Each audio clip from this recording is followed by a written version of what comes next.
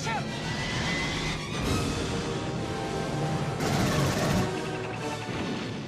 My videos on the Alphas, a short story that I created with an attempt to fix the Alien franchise, are by far the most popular video series on the channel.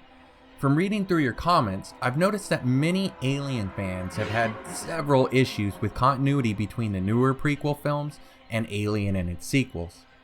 These problems range from actual plot issues, such as many fans hating the idea that David created the alien, to other problems that are simply design issues, such as the space jockey being much larger than the engineers that we would see later on in Prometheus.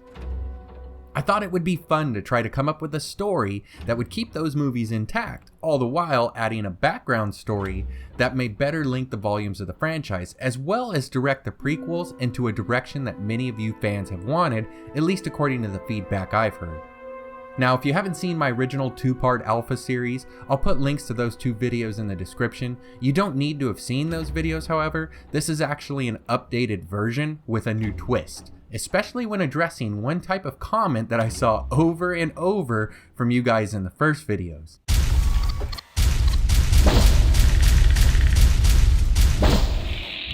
So if you'd rather see the same idea implemented just without the aliens that I've hinted to here, check those links below. Otherwise, let's dig in.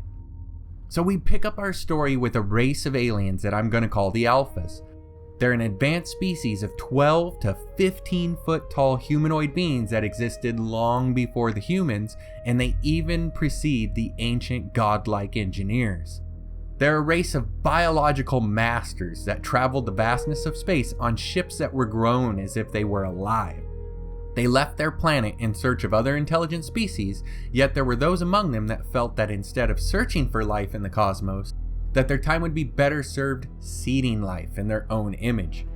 It was because of these so-called creators that the experiments for making new life forms would begin. They used their own DNA along with specific gene editing to make their first creation, the Engineers. These children of the Alphas would look similar to their creators, although they were much smaller physically. Our story now shifts where we pick up with a lone Alpha scout out exploring an unknown region of space. He's encountered a planet that looks like it was once inhabited and decides to take a closer look.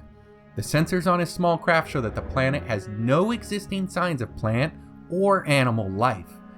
This is strange because the surface of the planet is spotted with large abandoned ruins that were once cities.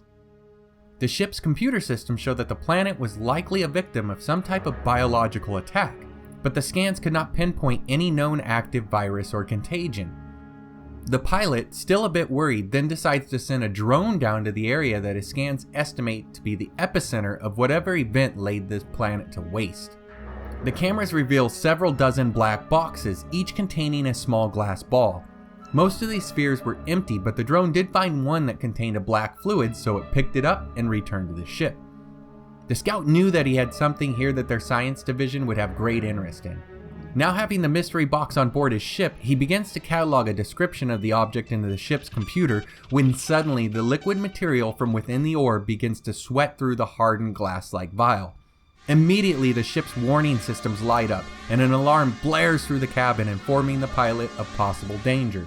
The pilot quickly sends out a distress message, but within seconds his skin begins to turn black, and then he passes out, never to wake again. Hours later, an Alpha science vessel reaches the small scout craft. These aliens are much more equipped to handle unknown alien materials. They choose not to risk entering the scout ship and destroy it after uploading the ship's logs. Next, they would send multiple drones down to the planet to retrieve several more of the full black boxes, which they're able to successfully store without incident. They would then mark the planet as unsafe and place it into a quarantine for further visits until a later time when they can send a larger science team in to investigate. This wasn't the first possibly dangerous substance that the Alphas had come across in their travels, so they had built a new science facility on a moon away from their homeworld as a way station of sorts in order to study alien materials and life forms before exposing them to their population. This is where the science team would take the unknown black substance for later study. It just so happens that this moon would later be called LV-223. Time passes and the Alphas have been watching their creations. fascinated with how quickly the engineers have learned language, the arts, and the sciences. Over time, this growth of ideas and convictions within the engineers would eventually lead them into two different competing factions. It was not known why the factions disagreed, only that the parties could not come to an agreement and that war seemed inevitable. The Alphas watched these events nervously, some believing that they should step in if the engineers should cause their own demise. Interference, however, would not be needed, as a small skirmish was fairly one-sided, only lasting a few days.